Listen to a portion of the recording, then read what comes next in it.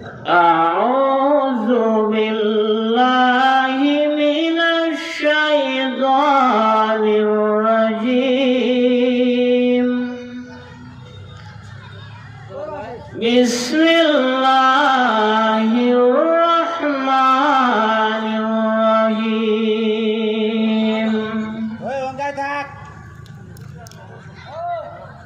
يا أيها الذين آمنوا اتقوا الله حق تقاته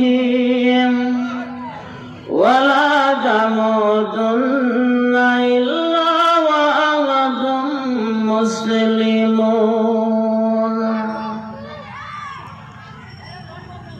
طلب العلم فريضة على كل مسلم وقال الله تعالى في شأن حبيبه لا يؤمن أحدكم حتى أكون أحب إليه من ولده وولده والناس أجمعين। ছয়টা 55 সময়ের জন্য বক্তব্য দিতে হবে, ঠিক আছে? কর্ম সময় আছে না এখন বাজে, হ্যাঁ এখন কটা বাজবে কিন্তু তাহলে এখন 35 বাজে। আপনার 6টা পোস্ট 20 মিনিট সময়, ঠিক আছে? 20 মিনিট পর আপনি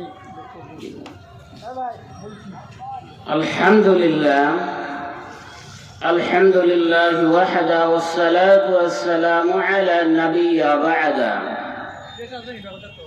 মহান আল্লাহর শুকরিয়া, মহান রব্বুল আলামিন আজকে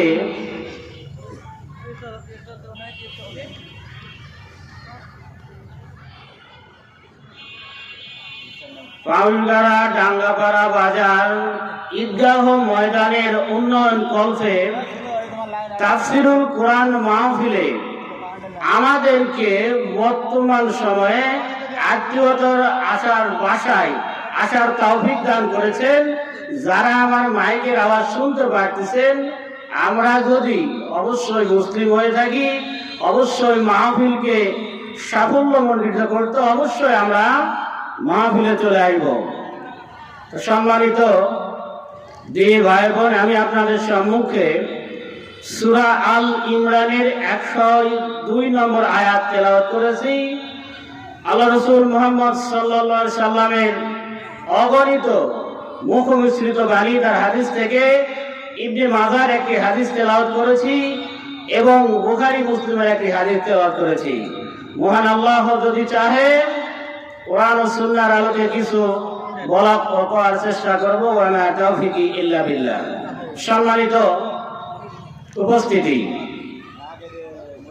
উপস্থিত ওলামায়ে কেরাম, আমার সামনে উপবিষ্ট গণ্যমান্য ব্যক্তিবর্গ, জাতির শ্রেষ্ঠ সন্তান, শিক্ষকবৃন্দ, জাতির বিবেক সাংবাদিকবৃন্দ, আলোচনার সূচনায় আবারও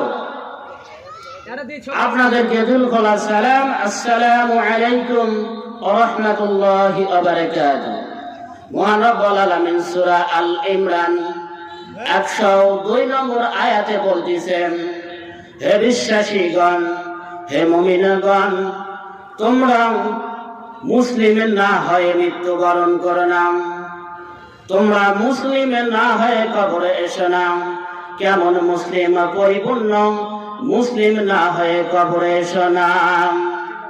মহান রব্বুল আলামিন তার বিশ্বাসী বান্দাদেরকে ডেকে বলতেছেন, তো বিশ্বাসীকে ডেকেছেন বিধায় যারা বিশ্বাসী নয় তাদের জন্য কি নহে?